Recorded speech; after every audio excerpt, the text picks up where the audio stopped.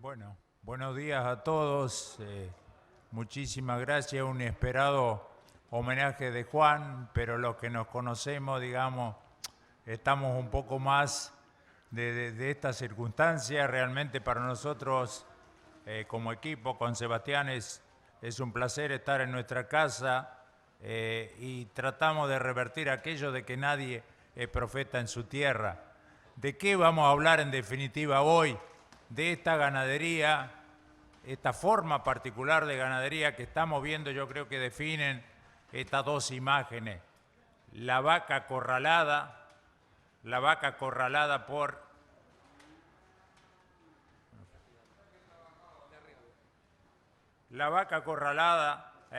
por un maíz de alto potencial y por la soja, pero tan mal no le va a la gordita en ese ambiente.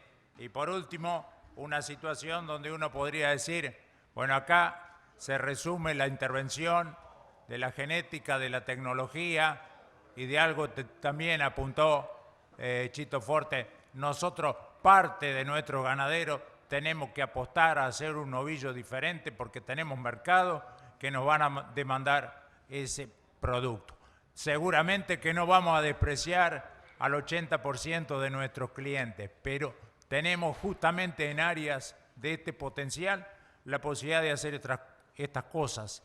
Y lo otro es lo que hoy, digamos, para nosotros no es novedad, es la articulación interinstitucional, que el IPCBA haya elegido esta plaza para hacer esta jornada de campo, a AFA, que es, digamos, un emblema, una de las marcas, digamos, de nuestra ruralidad, de nuestra propia ruralidad, en la Pampa Gringa, en la Pampa Chacarera, y por último el INTA, que, digamos, tiene la suerte de tener una de sus mejores y prestigiosas estaciones en Marco Juárez.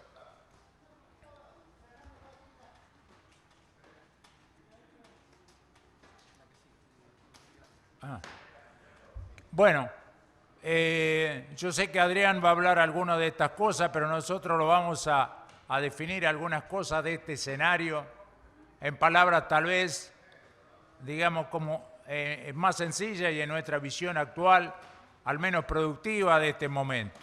O sea, hemos tenido una espectacular campaña agrícola de cultivos de cosecha gruesa el año pasado. Eso sin duda nos ha posicionado muy bien, gracias a los buenos rindes, tal vez no tanto, a los valores. Estoy hablando antes de los cambios recientes del escenario.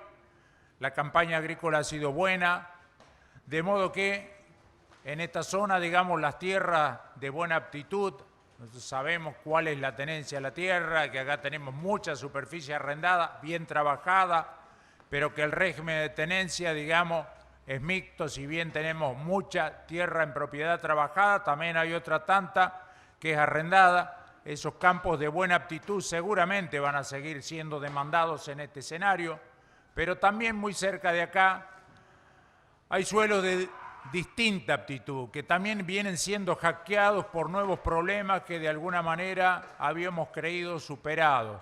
Ese tipo de suelo, en realidad, queremos mostrarlo de que son realmente una oportunidad para la ganadería. Ustedes me dirán, bueno, hay muchísimas cosas, es muy caro meterse en planteos ganaderos, pero justamente nuestra meta tiene que ser de faros largos, son inversiones, son, digamos, emprendimientos, son apuestas que son como la de nuestros abuelos, que empezaron con 5 vacas y con 5 vacas construyeron sus rodeos de 100, de 200 madres. O sea, hoy la inmediatez es mala consejera de la ganadería si queremos hacer formas que sean perdurables y competitivas en el tiempo. ¿Qué tenemos también como una cuestión interesante? Que la invernada hoy, de la cual también vamos a hablar un poco, porque hablar de cría y no hablar de todo el proceso, hay una muy buena relación gordo-flaco. Bueno, eso para la invernada es una excelente noticia, para la cría no es tanto, es difícil en una familia tener contentos a todos los eslabones de la cadena, Los precios de la hacienda, esto también es un tema actual, siempre tardan en copiar más los cambios de los escenarios, de cualquier tipo de escenario, pero este brutal cambio de escenario cambiado no ha sido todavía captado y afortunadamente, si lo miramos, digamos, desde la sociedad en su conjunto, por los precios ganaderos. Eso también forma un dato de la realidad que tenemos que considerar en este marco donde rápidamente la soja primero y luego en una forma un poco menos atenuada el maíz fue copiando los cambios de la devaluación.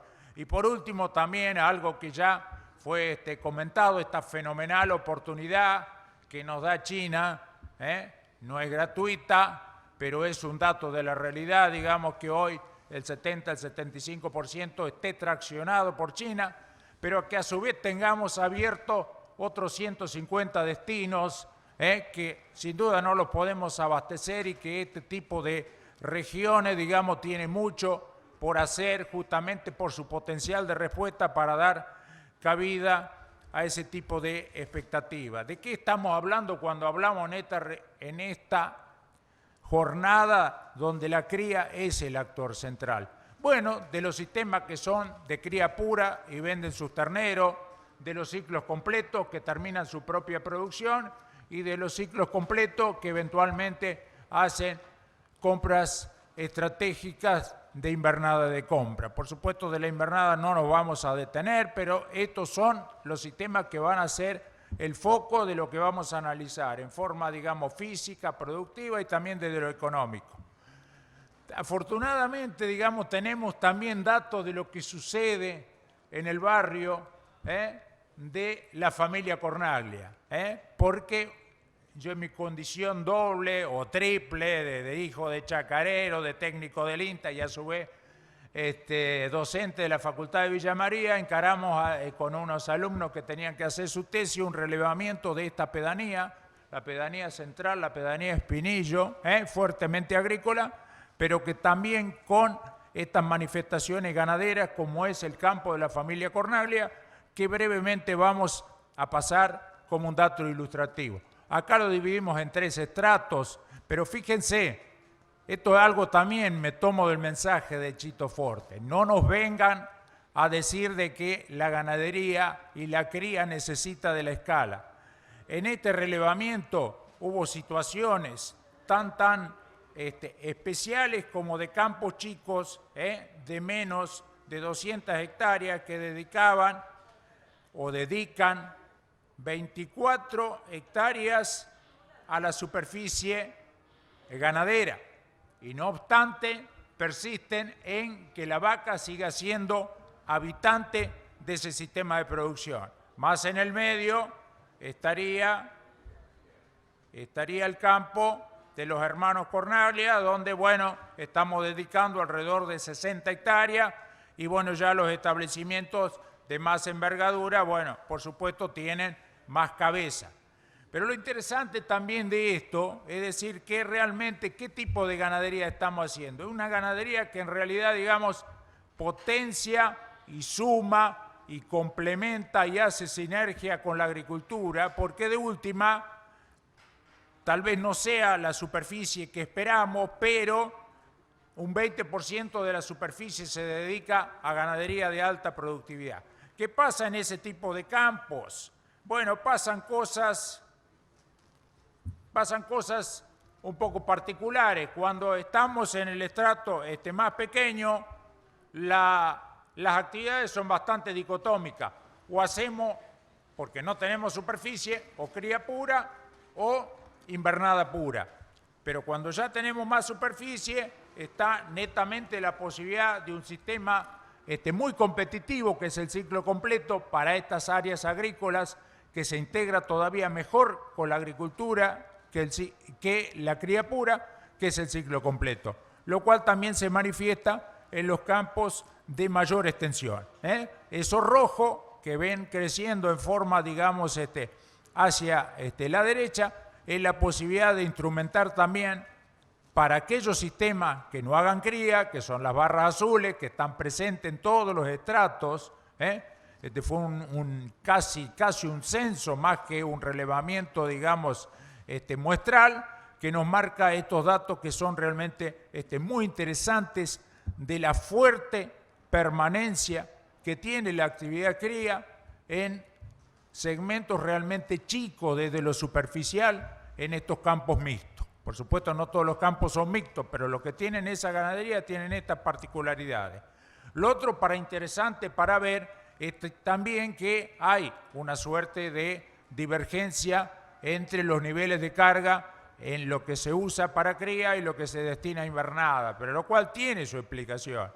Este es un trabajo bastante reciente, las complicaciones básicamente de ascenso de napa, excesos hídricos y otro tipo de problemas que hemos tenido hacen que la cría, aún en campos buenos, tenga que colonizar y tenga esa facultad de colonizar esas áreas de menor oferta ambiental, por lo cual la cría tiene esas cargas, pero como veremos más adelante, esas cargas tienen toda la posibilidad de ser aumentadas. Ahí están las productividades donde uno ve que obviamente la cría está un poquito rezagada, medida en términos de producción de ternero con respecto a la invernada, que ha tenido, digamos, avances más sustanciales, aprovechando esa virtud también que les confiere estos sistemas mixtos de poder inyectar como suplemento a los granos en el sistema, poder hacer encierres estratégicos finales, hacer el tipo de novillo que de última nos propongamos, lo podemos hacer en este tipo de ambiente. ¿De qué cría estamos hablando? No existe una sola cría, pero aún en estas áreas de alto potencial ambiental tenemos una serie de opciones diferentes, pero que todos apuntan más o menos a las mismas cuestiones.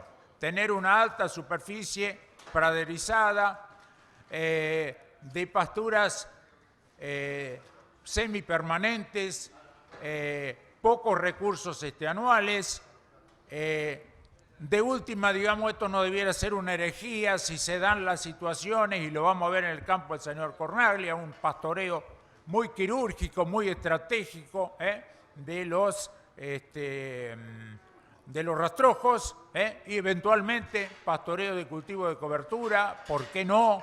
Pueden perfectamente cubrir ambos roles, su rol primario de cultivo intercalar y también servir de un alimento estratégico invernal para el ganado.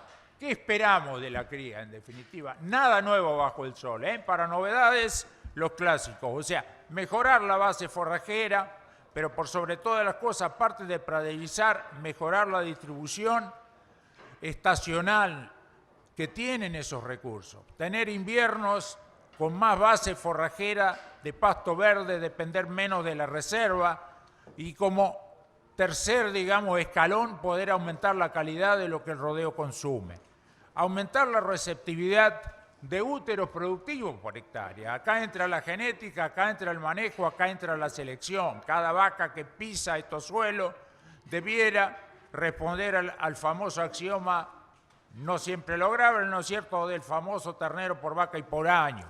Lograr altas tasas de destete, en esto la familia Cornaglia es un ejemplo, eso lo vamos a explicar en el campo. 96 puntos de tasa de parición y 95 de destete. Optimizar la estructura de costo, esto es un problema muy importante de los sistemas mixtos, sobre todo por lo que vimos con esta estructura de pequeños rodeos y sobre todo cuando hay personal, digamos, asalariado que no es mano de obra familiar. Esto tiene que encontrarse la solución para que realmente, digamos, la ecuación sea, digamos, redituable. Una técnica, digamos, antiquísima en esta región es el servicio temprano de la vaquillona. El servicio temprano de la vaquillona que nos libere de tener dos categorías de vaquillonas de reposición, porque tranquilamente una vaquillona acá puede ser servida en primavera a los 12, 13, 14, 15 meses de edad, a la edad y al peso, y a la condición corporal adecuada. Y por último, también el contexto de las nuevas oportunidades de mercado, algo que siempre se hizo acá, es revalorizar el valor estratégico de la vaca adulta, como dijo Chito Forte. La vaca adulta que se va con buena, con buena terminación y que puede satisfacer muy bien mercados que la están demandando, como China o como en el pasado, digamos, fue Rusia. ¿Y de qué estamos hablando cuando hablamos de estas tecnologías de proceso para la cría? La más antigua de las producciones ganaderas en toda la cultura agrícola, la cultura chacarera. Y básicamente son 4 pilares que ponemos acá. Pasto tenemos que generar siempre, tendremos que generar y tenemos que estar pensando siempre en generar pasto de la forma que le dije, con mejores especies, con más producción, con más calidad. Ordenar al rodeo, esto que tiene que ver y básicamente con estacionar mejor los rodeos y ajustar a las cargas. Tenemos otro regalo adicional de la tecnología que hoy podemos manejar, la lactancia. Hoy tenemos eventualmente destetes precoces que nos permiten manejar la condición corporal y por último trabajar también en eficiencia reproductiva. Nosotros, este dato que yo les tiré de lo que la familia Cornaglia realiza, de que logra casi el 100%, digamos, de ternero por vaca entorada, se logra porque se trabaja sobre genética, sobre manejo reproductivo y sobre sanidad. En definitiva, en esto del manejo reproductivo hay, y me gustó mucho el video, digamos, institucional de la condición corporal, porque me va a ayudar mucho al que lo vio de lo que es central para toda la Argentina. La Argentina tiene, por cada 10 vacas que caminan nuestro territorio, 6 vacas nos dan un ternero. Esto tiene distintas miradas, pero desde la visión productiva es un lujo que no podemos darnos. No podemos tener que 4 vacas sean ganadería de tenencia y 6 sean las productoras. Esto es un reparto muy inequitativo dentro del rodeo de los roles. Pero para lograr eso, arriba tenemos un semáforo y la vaca, para quedar preñada, biológicamente necesita ciertas condiciones. Una vaca muy flaca, que sería una vaca 1, una vaca 2, que ya estoy mostrando. Lamentablemente no me funciona del todo el puntero, pero esta vaquita 2 no puede quedar preñada, una baja proporción de ella va a quedar preñada en un servicio corto. También le va a costar mucho a esta vaca que está en condición, digamos, subóptima, esta vaca tipo 3, que le falta encarnadura, que tiene muchas saliencias óseas, ni que hablar de esta también le va a costar mucho, esta se quedó mucho tiempo en el campo, nos descuidamos, tiene edad y por sobre todas las cosas le falta condición para preñarse en los niveles que se están logrando en muchos campos. ¿Por qué? Y porque la biología privilegia primero quedar vivo y la reproducción es una función de lujo. Cuando tenemos condición, la vaca queda preñada. Si no, esta vaca, pero también vamos a analizar que tenemos las herramientas también para este tipo de condición de hacerla funcionar.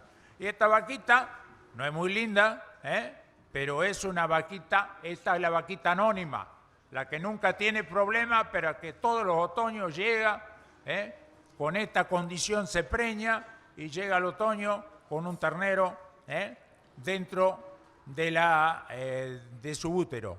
Esta es lo que nos da el ternero, está en el medio, no está excedida, pero tampoco le falta y está en condiciones óptimas de quedar preñada. Y seguimos, esta es una curva, le hacemos un homenaje al que fue formador de muchos de nosotros, Cachimelo, que proponía un poquito esto, de que la vaca era posible manejarla de acuerdo a la condición corporal. Por supuesto que él pone, para mi gusto, metas tal vez un poco altas, pero que en definitiva, si ustedes miran al principio de la curva, es natural que en invierno la vaca pierda peso por el efecto de la lactancia, pero después tiene que ganar durante el servicio, tiene que ganar peso, y si es mejor todavía cuando destetamos adecuadamente, que gane todavía más peso cuando está seca en otoño. ¿Cuál es el resultado final de esto? Que tenemos que alimentar, lo bueno sería alimentar siempre bien, pero eso posiblemente sería un mal negocio. Tenemos que alimentar bien en momentos estratégicos. Y ese es después de que parió y durante el servicio, que como vemos, tenemos que tener una ganancia ascendente, no muy alta, pero tenemos que estar recuperando ganancia y condición corporal. Y en ese sentido tenemos una aliada potentísima, la alfalfa, que no pide ni lluvia, no pide nada, que solamente pide que cambie el fotoperíodo y que cambie la temperatura, nos va a dar la oferta forrajera para que podamos preñar vaca, mejorar la fertilidad de los celos y de última cerrar los servicios con buenas tasas de preñez. Cuando esto se da, son datos extranjeros, pero hechos sobre miles de vacas, nos vuelve a mostrar lo mismo, que cuando nosotros llegamos al otoño con condición corporal mediana, pero apta, de 5 a 6, estamos en porcentaje de preñez cercano al 95%. Estamos ahí, y si tenemos condición corporal excesiva, si vamos a la vaca 7, no es una gran ganancia para el sistema, pero sí habremos gastado más comida, eso en realidad no es lo más conveniente para el negocio. ¿Con qué sostenemos esto? Y en estas condiciones vamos a sostener esto básicamente teniendo pasturas perennes, teniendo una base forrajera con muchas pasturas perennes. No alfalfa necesariamente en todos los casos. Va a haber ambientes donde no vamos a poder poner alfalfa, donde tendremos que recurrir a otro tipo de recursos. Pero esto de que sean recursos plurianuales de varios años, pocos cultivos anuales, pero puestos estratégicamente en la rotación, es una cuestión fundamental. Y lo otro, que ponemos mucho acento en esta zona, es que la alfalfa se asocia perfectamente con gramíneas templadas de alta producción. Eso es una mezcla imbatible, es una dupla imbatible, realmente para un montón de cuestiones. Para atenuar, digamos, el bache invernal, es el mejor factor antiempaste que tenemos después del ojo y de la observación del hombre. No hago, digamos, no invalido para nada los productos carminativos, y también por las enormes propiedades que esta mezcla nos está otorgando en estos tiempos difíciles como un cultivo de servicio perenne. Los servicios ambientales que hoy nos están brindando este tipo de mezclas son realmente espectaculares, y una sinergia total. Mientras la alfalfa busca el agua de las napas y la deprime, la gramínea va formando los canales, nos va formando los túbulos por los cuales podemos captar agua a través, digamos, de los canales de los poros de distinto diámetro, que cada uno cumple su función. De modo que no vale la pena discutir qué tipo de pasturas vamos a armonizar en cuanto a tipos de festucas, si vamos a poner cebadilla. No, lo importante es que haya gramínea y que la alfalfa esté aún en los ambientes difíciles. Difíciles digo, que puede haber salinidad, donde la alfalfa es medianamente resistente a la salinidad, donde puede haber napa alta, pero arriesguémonos, porque lo poco que logremos en esos 2 años de permanencia o de persistencia nos van a pagar adecuadamente lo que invertimos por ella. De cultivos estacionales no voy a hablar, pero sí la agricultura también, y esto es la sinergia, nos ha hecho una propaganda tremenda para un cultivo casi olvidado que era el raigras, para un cultivo leguminoso como las vicias en esta región eran algo casi desconocido. ¿Por qué no hablar de las avenas, siempre y cuando, digamos, no nos infecten el ambiente con roya? En eso tenemos que tener cuidado. Las alfalfas con ambiente un poquito más salinos, ambiente un poco más difíciles, y ¿por qué no? Aún los raigrases, digamos, básicamente no tetraploides, que nos pueden dar, digamos, un aporte adicional. Insisto con algo que parece una herejía y que lo tenemos que pensar entre todos, así como aceptamos, yo digo medianamente y a regañadientes, el pastoreo racional de los rastrojos. También los cultivos de cobertura pueden ser pastoreados, pero hay que hacerlo bien, hay que hacerlo racionalmente. Hay que demostrar que la defoliación no siempre es una cuestión negativa y que puede tener hasta beneficios positivos para el sistema. Algunas experiencias, rápido. ¿A dónde podríamos llegar? Y esto es la base de lo que va a hablar Sebastián. Nosotros podríamos llegar con cría pura tranquilamente a producir 450 kilos, 500 sumando la producción de terneros pesados y vacas pesadas adultas de refugo. Podemos llegar en un ciclo completo a 550, 600 kilos. Fíjense que pongo información muy moderada de este potencial práctico. Son datos de que generamos el año 2002, han pasado 15 años. Es decir, que son metas absolutamente posibles e invernadas que pueden estar con suplementación muy moderada, muy módica, en los 800, 900 kilos de producción.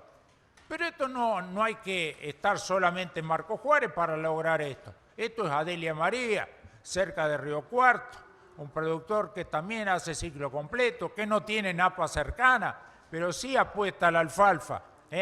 Fíjense cómo fue progresando en la cantidad de superficie alfalfable, cómo fue progresando en la carga. Hoy tiene 2,7 unidades ganaderas por hectárea en Adelia María, de vacas, por supuesto con el auxilio de silajes en una forma estratégica que no compita contra la rentabilidad del sistema. Y fíjese que tampoco nunca le ha bajado la tasa de preñez, aunque haya subido la carga, y las productividades que logra, realmente envidiables para la zona, que prácticamente se acercan a estos potenciales módicos, potenciales prácticos que yo les presenté para el sur de Córdoba. Sigamos.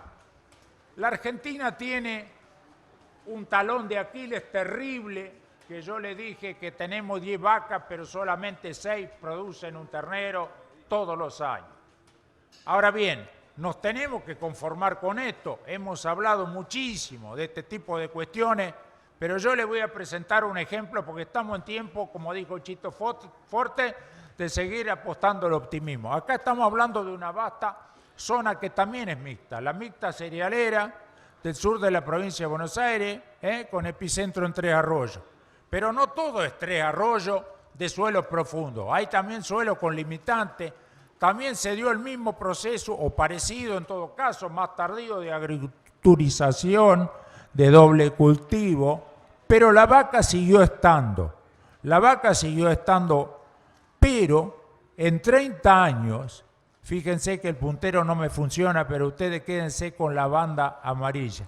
En 30 años se pasó del promedio nacional 61% de tasa de destete al 81%. Se crecieron casi 20 puntos. Y eso no es de un campo individual, que uno podría decir, bueno, es el campo del señor Cornaglia que tiene esto.